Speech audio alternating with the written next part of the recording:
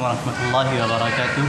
मेरे प्यारे बच्चों, आज मैं आपको फिर से चिराग उर्दू सबक नंबर 3 से आज मैं आप सभी बच्चों को मैं पढ़ाऊँगा।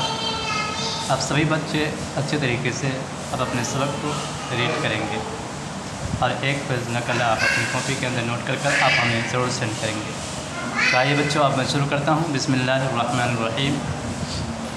एक भूल की सज़ा में आज तक पा रहा हूँ। मैं सोचता था कि लिखाई में हरूफ अच्छे होने की ज़रूरत नहीं, और ये ख़याल मेरे दिल में इंग्लैंड जाने के वक्त तक रहा। आगे चलकर जब मैंने दूसरों की मोती जैसे हरूफ देखे तो मैं बहुत पछताया। तब मैं समझा कि हरूफ अच्छे न होना भी नामुकम्मल तालीम की अलामत है। बाद में हरूफ सुधारने की कोशिश भी की, मगर पक्के खड़े पर मिट्टी कैसे चढ़ सकती थी। लिखाई की मश्क तालीम का अहम हिस्सा है, इसलिए ज़रूरी है कि इसके लिए ड्राइंग सीखना चाहिए।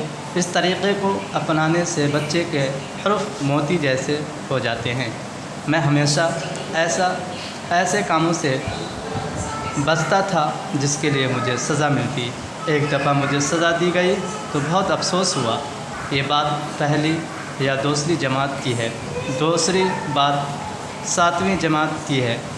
वो ये है कि हेड मास्टर साहब बड़े सख्त उसूल वाले शख्स थे, फिर भी तलबा उन्हें अजीज़ रखते थे। अच्छे आदमी थे, अच्छा पढ़ाते थे।